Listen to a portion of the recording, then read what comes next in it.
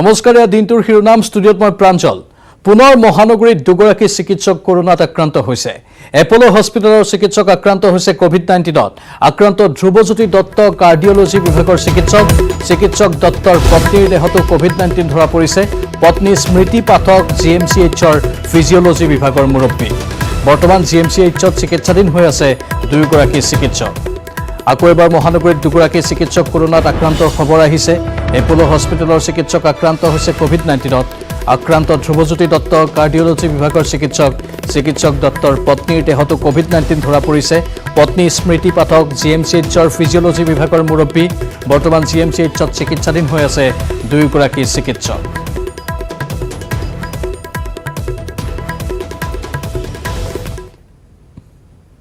তেখেত দুজনৰ ডক্টৰ ধ্ৰুৱজ্যোতি দত্ত তেখেত এপোলো হস্পিটেলৰ বুলি শুনিছোঁ আৰু তেখেতৰ ৱাইফ বাইদেউ স্মৃতি পাঠক দত্ত আমাৰ হেডৰ ডিপাৰ্টমেণ্ট ফিজিঅলজি তেখেতৰ 3-4 দিনৰ অকণমান জ্বৰ ফিভাৰিছ ফিলিং আছে so' what has happened she tested positive and significantly her husband also tested positive, so she's been kept here in GMC under our observation. But history নাই বুলি কৈছে কেনেকৈ আক্ৰান্ত হয় হিষ্ট্ৰীটো দিয়া নাই significant history একো নাই so it is very difficult to say কেনেকৈ হয় তেখেত ফিজিঅলজি ডিপাৰ্টমেণ্টৰ তেখেত ওপৰত আমাৰ মেডিকেল মই জানাত লাইন লিষ্টিঙত বহুত কম মানুহ আছে আৰু সেইবোৰক টেষ্ট কৰা যাব আৰু এতিয়া কৰোনাৰ সংক্ৰমণ বৃদ্ধি পাইছে মহানগৰী গুৱাহাটীত কোনো ভ্ৰমণ বৃত্তান্ত নথকা একাংশ লোকৰ শৰীৰত কৰোনাৰ উপস্থিতি ধৰা পৰাৰ পিছতে মহানগৰী গুৱাহাটীত ঘনীভূত হৈছে সামাজিক সংক্ৰমণৰ আশংকা গুৱাহাটীত 118টা কণ্টেইনমেণ্ট জোন বহুতৰে মনত এতিয়া প্ৰশ্ন গণ সংক্ৰমণ হৈছে নেকি মহানগৰী গুৱাহাটী মহানগৰীত 155ৰ ঘৰচোৱা কণ্টেইনমেণ্ট জোনৰ সংখ্যাৰ বৰ্তমান এক্টিভ হৈ আছে 118টা কণ্টেইনমেণ্ট জোন আৰু ইয়াৰ লগে লগে এটা প্ৰশ্ন উত্থাপিত হৈছে যে গুৱাহাটী মহানগৰীত আৰম্ভ হৈছে নেকি গণসংক্ৰমণ কৰোনাৰ সংক্ৰমণ বৃদ্ধি পাইছে মহানগৰী গুৱাহাটীত কোনো ভ্ৰমণ বৃত্তান্ত নথকা একাংশ লোকৰ শৰীৰত কৰোনাৰ উপস্থিতি ধৰা পৰাৰ পিছতে মহানগৰ গুৱাহাটীত ঘনীভূত হৈছে সামাজিক সংক্ৰমণৰ আশংকা সামাজিক সংক্ৰমণ সন্দৰ্ভত সিদিনা গুৱাহাটী মেডিকেল কলেজ হাস্পতালত উপস্থিত হৈ স্বাস্থ্যমন্ত্ৰী হিমন্ত বিশ্ব শৰ্মাই কৰিছিল এই মন্তব্য ৰাইজে যেতিয়া ইমানখিনি কৈ থকাৰ পিছতো ৰাইজে নুবুজে বা একাংশ সকলো বুলি নকওঁ বহুতেতো পিন্ধিও আছে তেওঁলোকৰ কাৰণে সমাজখনৰ বিপদ হ'ব গতিকে মাস্ক নিপিন্ধা পিন্ধি ডিঙিলৈকে ওলমাই ৰাখা এই ব্যক্তিবিলাকক দেখিলেই আমাৰ ৰাইজে ক'ব লাগে যে আপুনি এইটো কিয় কৰিছে আপোনাৰ কাৰণে আমাৰ বিপদ হ'ব গতিকে মই ভাবোঁ যে সমাজত আমাৰ এতিয়াও সচেতনতা আহিব বহুত বাকী আছে পুলিচে ফাইন কালেক্ট কৰি আছে কিন্তু তৎসত্ত্বেও কৰিবলগীয়া কাম আমাৰ বহুত বাকী আছে কিন্তু এতিয়া পৰিস্থিতি ক্ৰমাৎ গতি কৰিছে জটিলতাৰ দিশে সম্প্ৰতি মহানগৰীত কণ্টেইনমেণ্ট জোনৰ সংখ্যা হৈছেগৈ 118টা স্বাভাৱিকতে এই পৰিস্থিতিত চিন্তিত হৈছে মহানগৰবাসী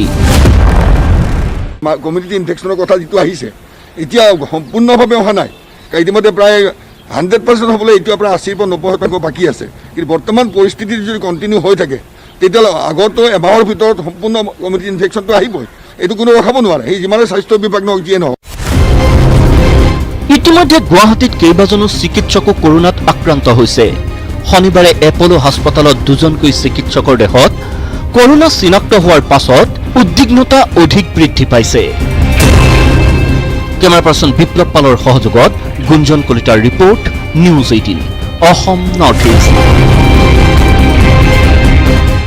দেশৰ ভিতৰতে কৰোনা বিৰোধী যুঁজত উল্লেখনীয় সফলতা লাভ কৰিছে অসমত দ্ৰুত হাৰত আৰোগ্য লাভ কৰিছে আক্ৰান্ত লোকে এই পৰ্যন্ত 11টা পৰীক্ষাগাৰত সম্পন্ন হৈছে 2,58,797টা পৰীক্ষা কৰোনাৰ বিৰুদ্ধে যুঁজত উল্লেখনীয় সফলতা অসমৰ আৰোগ্যৰ হাৰ দ্ৰুতগতিত বৃদ্ধি অসমত দেশৰ আৰোগ্যৰ হাৰ 54.12% বিপৰীতে অসমৰ আৰোগ্যৰ হাৰ 61%। ৰাজ্যৰ চিকিৎসক চিকিৎসাকৰ্মী আৰু মহামাৰীৰ বিৰুদ্ধে যুঁজ দিয়া জৰুৰীকালীন সেৱাৰ কৰ্মচাৰীসকলৰ নিৰলস প্ৰচেষ্টাত কৰোনাক পৰাভূত কৰাত এখোজ আগুৱাইছে অসমে। অসমত আক্ৰান্তৰ সংখ্যাই ৫,০০০ৰ সীমা অতিক্ৰম কৰিলেও বৰ্তমানলৈ আৰোগ্য লাভ কৰিছে ৩,০৬৬ জন আক্ৰান্তই। সম্প্ৰতি ৰাজ্যত চিকিৎসাধীন ১,৯২৮ জন আক্ৰান্ত। দেশৰ ভিতৰতে অসমৰ আৰোগ্যৰ হাৰ উল্লেখনীয়ভাৱে অধিক বুলি টুইটাৰত মন্তব্য স্বাস্থ্যমন্ত্ৰী হিমন্ত বিশ্ব শৰ্মাৰ। ইফালে কৰোনাৰ পৰীক্ষাও ক্ষীপ্ৰতৰ কৰি তোলা হৈছে অসমত। শুকুৰবাৰৰ দিনটোতে মুঠ ১২,০০০ পৰীক্ষা সম্পন্ন হৈছে ৰাজ্যত। ৰাজ্যৰ ১১টা কোভিড পৰীক্ষাগাৰত বৰ্তমানলৈ ২,৫৮,৭৯৭টা পৰীক্ষা সম্পন্ন হৈছে। ইফালে দেশৰ ভিতৰতে আৰোগ্যৰ হাৰৰ শীৰ্ষত আছে পঞ্জাৱ।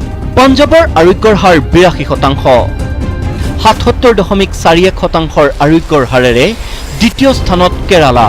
পঞ্জাৱৰ উল্লেখনীয় সফলতাৰ সন্দৰ্ভত প্ৰধানমন্ত্ৰী মোদীয়ে পঞ্জাৱৰ মুখ্যমন্ত্ৰী কেপ্টেইন অমৰিন্দৰ সিঙেৰে বাৰ্তালাপৰ পিছত দেশৰ সকলো ৰাজ্যকে পঞ্জাৱ মডেল অনুসৰণ কৰাৰো আহ্বান জনাইছে। Bureau report, news 18, Assam north east.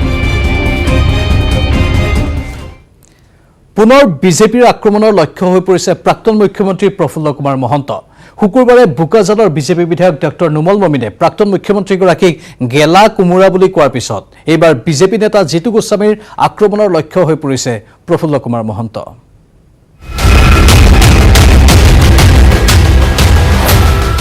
বৰহমপুৰত অপ্ৰাসংগিক Prafulla Kumar Mahanta. অগপই টিকট নিদিলে ৰাজনৈতিক কেৰিয়াৰ শেষ হ'ব মহন্তৰ। নুমল মমিনৰ পিছত এইবাৰ জিতু গোস্বামীৰ আক্ৰমণ মহন্তক। শেহতীয়াকৈ পুনৰ প্ৰাক্তন মুখ্যমন্ত্ৰী প্ৰফুল্ল কুমাৰ মহন্তক আক্ৰমণৰ লক্ষ্য কৰি লৈছে ইজনৰ পিছত সিজন বিজেপি নেতাই। শুকুৰবাৰে বোকাজানৰ বিধায়ক ডক্টৰ নুমল মমিনে প্ৰফুল্ল কুমাৰ মহন্তক গেলা কোমোৰাৰে তুলনা কৰাৰ পিছত এইবাৰ বৰহমপুৰ বিধানসভা সমষ্টিৰ বিজেপিৰ তত্ত্বাৱধায়ক জিতু গোস্বামীয়েও কটাক্ষ কৰিলে প্ৰাক্তন মুখ্যমন্ত্ৰীগৰাকী। বৰহমপুৰত পঞ্চায়তত মুখ ঠেকেচা খাইছিল মহন্তই। লোকসভা নিৰ্বাচনতো বিজেপিক বিৰোধিতা কৰি মুখ ঠেকেচা। এনে বহুকেইটা উদাহৰণ দি লগতে জিতু গোস্বামীয়ে ক'লে প্ৰফুল্ল কুমাৰ মহন্তৰ সময় আহিল ৰাজনীতিৰ পৰা অৱসৰৰ। ২১ত পৰাজয় নিশ্চিত প্ৰফুল্ল কুমাৰ মহন্তৰ। যোৱা ৩৫টা বছৰে বহৰমপুৰ সমষ্টিৰ ৰাইজে তেখেতক ইয়াত বিপুল ভোটত জয়যুক্ত কৰি পঠিয়াইছিলে। কিন্তু যোৱা কিছুদিন ধৰি আমি পৰিলক্ষিত হৈছে বহৰমপুৰ সমষ্টিৰ ৰাইজে তেওঁৰ প্ৰতি থকা যিটো আস্থা, এই আস্থাটো কমাইছে। সেইকাৰণে ৰাইজৰ তেওঁৰ প্ৰতি থকা যি মোহ কমপ্লিটলি ভংগ হৈছে। আৰু তাৰ প্ৰমাণটো মই আপোনাক দেশকে দুটা নিৰ্বাচনৰ ফলাফলেই আপোনালোকে কৈছে। আৰু ভৱিষ্যতে মই যি দেখিছোঁ, তেওঁ বহৰমপুৰ সমষ্টিৰ ৰাইজে সম্পূৰ্ণভাৱে প্ৰত্যাখ্যান কৰিব। আৰু কেতিয়াও বহৰমপুৰ সমষ্টিৰ ৰাইজে অহাবাৰ বিচৰা নাই যে প্ৰফুল্ল মহন্ত ডাঙৰীয়া আকৌ আমাৰ ইয়াৰ পৰাই জয়ী হওক। সেইটো বহৰমপুৰ ৰাইজে কমপ্লিটলি প্ৰত্যাখ্যান কৰিছে। ৩৫ বছৰ ধৰি সমষ্টিটোক প্ৰতিনিধিত্ব কৰি সমষ্টিবাসীক একোকে নিদিলে বুলি মহা অভিযোগ আনি জিতু গোস্বামীয়ে ক'লে মহন্তই ৰাজনীতিৰ পুৰণি স্কুলত পঢ়িছিল, আমি ৰাজনীতিৰ নতুন স্কুলত পঢ়া। ৰাইজে কেতিয়াও কাম নোহোৱা মানুহৰ, এইটো এটা পুৰণা আপোনাৰ ৰিটায়াৰ্ড কলেজত, সেইটো আমি এতিয়া নতুন স্কুল অফ পলিটিক্সত আছোঁ। আৰু মহন্ত ডাঙৰীয়া অল্ড স্কুল পলিটিচিয়ানছ, তেওঁলোকৰ নিচিনা গোটেইসকল ছাত্ৰ একেলগ হৈ মিলিলেও সেইখন অসমবাসী ৰাইজক আৰু আবহাৱা বহাৰ নতুন আৰু আখৰা কোনেও মানি নলয়।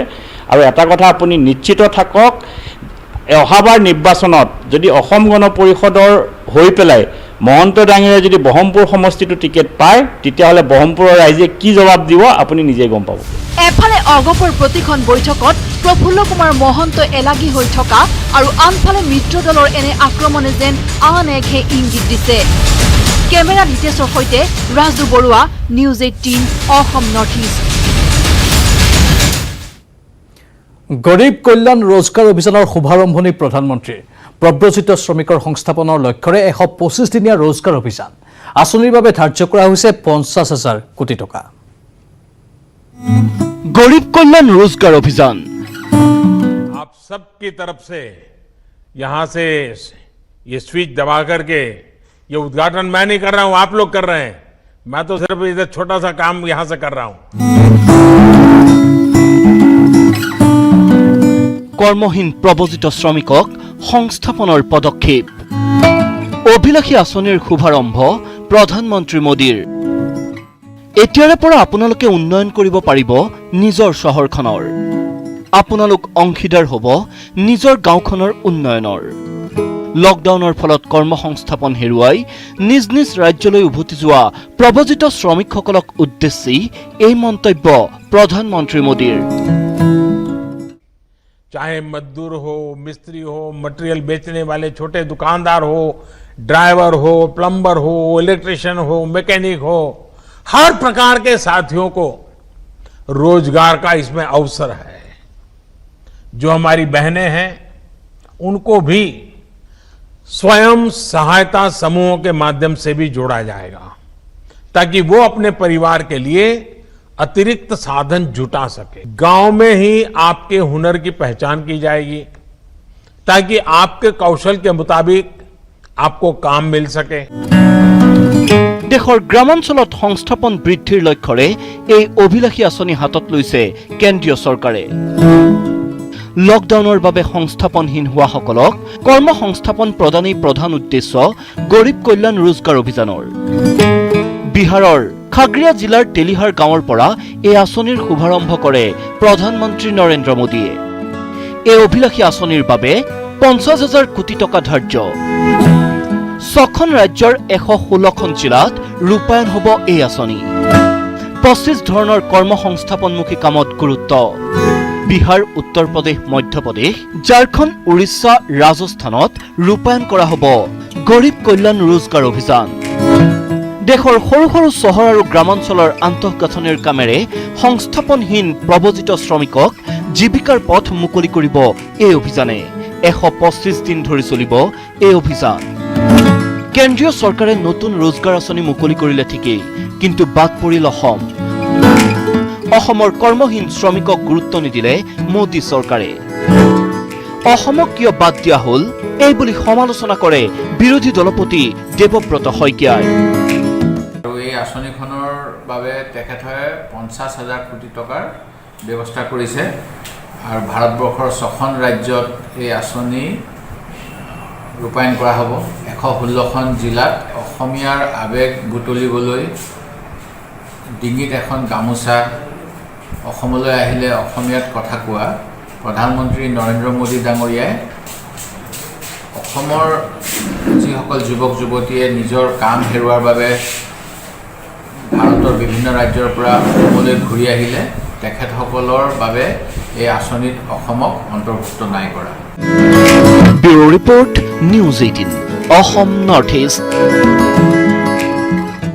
আপুনি চাই আছে দিনটোৰ শিৰোনাম উত্তৰ পূবৰ উগ্ৰপন্থী সংগঠন বহু সময়ত ভাৰত চৰকাৰৰ বাবে মূৰৰ কামুৰণি হিচাপে পৰিগণিত হৈ আহিছে কি আলফা স্বাধীন কি NDFBS NSCN-IM NSCN-K এই আটাইবোৰ বিদ্ৰোহী সংগঠনৰ মাজত আছে আপুনি মই নজনা বহু কথা তেনে বহু তথ্য সন্নিবিষ্ট কৰি সাংবাদিক বিজু কুমাৰ ডেকাই লকডাউনৰ মাজতে লিখি উলিওৱা ই গ্ৰন্থ শনিবাৰে উন্মোচিত হয় গুৱাহাটী প্ৰেছ ক্লাবত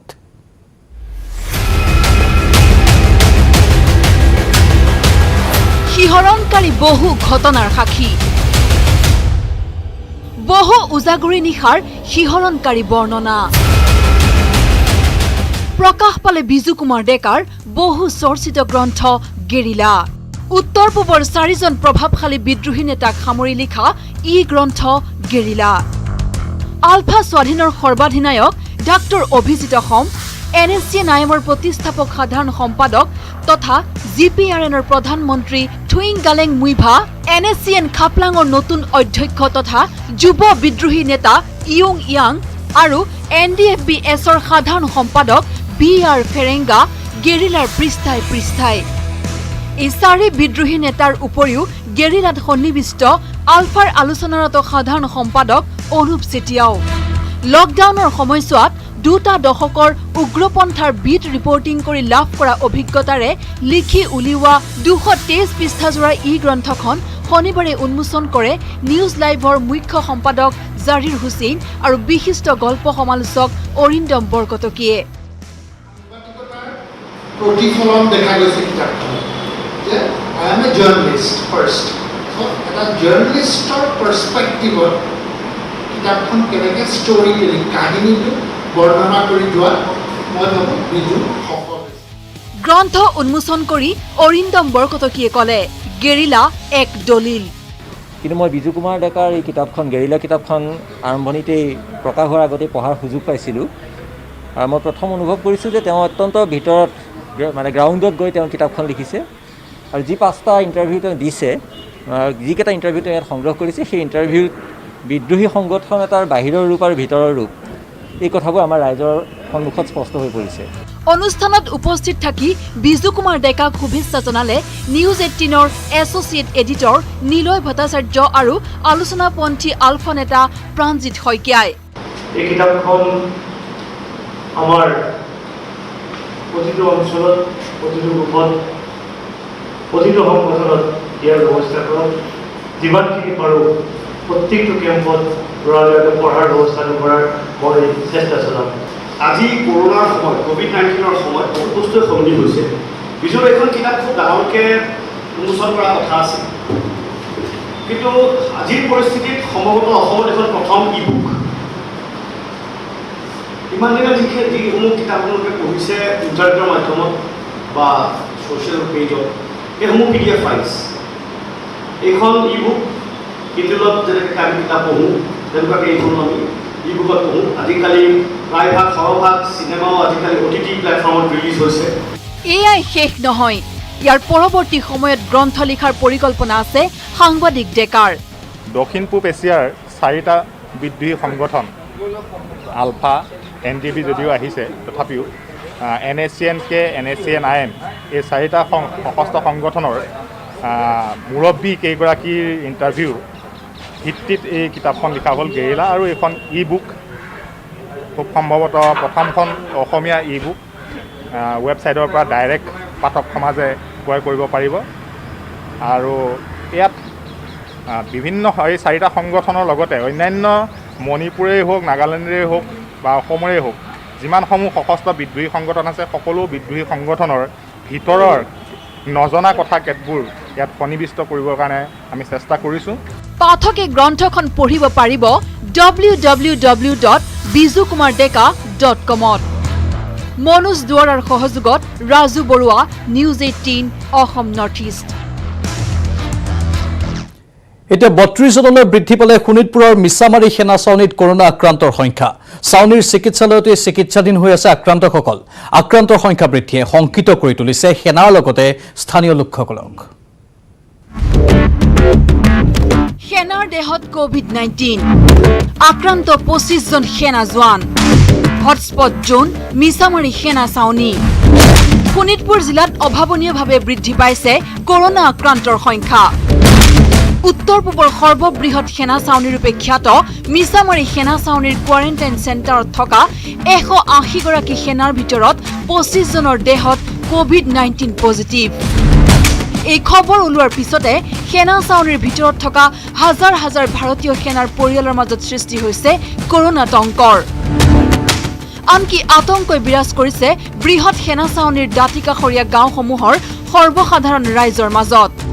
সেনা চাউনীত ইতিমধ্যে যথেষ্ট সংখ্যক COVID-19 পজিটিভ ওলাইছে আৰু তাৰ বাবে আমি মিছামাৰীবাসী ৰাইজো যথেষ্ট উদ্বিগ্ন হৈ আছোঁ। ইতিমধ্যে মিছামাৰী অঞ্চলত বহি ৰাজ্যৰ পৰা যিসকল শ্ৰমিক আছিল তেওঁলোক ঘূৰি আহিছে, তেওঁলোকৰ গাতো আমাৰ COVID-19 পজিটিভ পোৱা গৈছে। গতিকে মিছামাৰী অঞ্চলত নতুনকৈ চিন্তা চৰ্চা কৰা হৈছে, লকডাউনৰ ব্যৱস্থা কৰা হৈছে। সেনা চাউনীৰ লগতে মিছামাৰী অঞ্চলত এতিয়ালৈকে বৰ্হিৰাজ্যৰ পৰা অহা বহু পুৰুষ মহিলা আৰু শিশু ইতিমধ্যেই কৰোনাত আক্ৰান্ত হৈ চিকিৎসাধীন হ'ব লগা হৈছে। সেয়ে সমগ্ৰ এলেকাটো কৰোনা হটস্পট জোন হিচাপে চিহ্নিত কৰি কঠোৰ ব্যৱস্থা গ্ৰহণ কৰিছে প্ৰশাসনে। মিছামাৰীৰ পৰা Haren Bhumij, news 18 Assam north east. সাংসদ হোৱাৰ পাছতে ৰাজ্যৰ ৰাজনীতিক লৈ ব্যস্ত হৈছে অজিত কুমাৰ ভূঞা। শুকুৰবাৰে নতুন ৰাজনৈতিক দল গঠন কৰাৰ পাছতেই আঞ্চলিক ৰাজনীতি শক্তিশালী কৰাত গুৰুত্ব আৰোপ কৰিছে সাংসদজনে। প্ৰয়োজনত মুখ্যমন্ত্ৰী হ'বলৈও সাজু আছে অজিত ভূঞা। এই ৰিপৰ্ট আগবঢ়াই বিদায় লৈছোঁ দিনটোৰ শিৰোনামৰ পৰা। নমস্কাৰ। চমু চাপি আহিছে বিধানসভা নিৰ্বাচন তৎপৰতা বাঢ়িছে শাসক বিৰোধীৰ তাৰ মাজতে আত্মপ্ৰকাশ আন এক নতুন ৰাজনৈতিক শক্তি আঞ্চলিক গণমৰ্চা নেতৃত্বত সাংসদ অজিত কুমাৰ ভূঞা লক্ষ্য কি এই নতুন আঞ্চলিক শক্তিৰ দল গঠনৰ পিছদিনাই বহু গুৰুত্বপূৰ্ণ কথা ক'লে সাংসদ ভূঞাই প্ৰয়োজনত মুখ্যমন্ত্ৰী হ'বলৈও সাজু সাংসদ ভূঞা এইটো বাস্তৱ যদিও তেনেকুৱা হোৱা উচিত নহয় গণতান্ত্ৰিকভাৱে এগৰাকী প্ৰাৰ্থীক নেতা নিৰ্বাচন কৰিব লাগে তথাপিও এইটো এটা আজি বাস্তৱ সত্য হৈ পৰিছে গতিকে আমাৰ কমিটিখনে বা সদস্যসকলে যদি বহি পেলাই তেনেকুৱা কিবা চিন্তা কৰে তেতিয়াহ'লে কথাটো নিশ্চয় আহিব কাক প্ৰক্ষেপ কৰিব কি কৰিব 2021 চনৰ বিধানসভা নিৰ্বাচনত শাসকীয় বিজেপিৰ বিৰুদ্ধে শক্তিশালী ৰূপত অৱতীৰ্ণ হ'বলৈ সাজু আঞ্চলিকতাবাদী গণমৰ্চা অসমৰ প্ৰধান আঞ্চলিক দল অসম গণ পৰিষদ আৰু অন্যান্য আঞ্চলিক দলসমূহৰ পৰা আঁতৰি থকা বা এলাগী হৈ থকা সকলো নেতাকৰ্মীৰ লগতে নাগৰিকত্ব সংশোধনী আইন বিৰোধী জনসাধাৰণক লৈ আগবাঢ়িব গণমৰ্চা এই ক্ষেত্ৰত আঞ্চলিক গণমৰ্চাৰ নেতৃত্বই বিভিন্ন নেতাকৰ্মীৰ সৈতে যোগাযোগ আৰম্ভ কৰিছে এই আঞ্চলিক দলবিলাকক মই ঘৰে ঘৰে যোৱা এমাহ তেওঁলোকৰ কাৰ্যালয়ত গৈছোঁ কাৰোবাৰ ঘৰলৈ গৈছোঁ ব্যক্তিৰ লগত সংগঠনকেইটাৰ লগত মই বহুত আলোচনা কৰিছোঁ আৰু শেষত তেওঁলোকে কৈছে যে আমিও এইটো বিচাৰোঁ কিন্তু কোনেও আগভাগ নোলোৱাৰ কাৰণে এই সমস্যাটো হৈ আছিল আৰু সেইকাৰণে মই যেতিয়া আগভাগ ল'লোঁ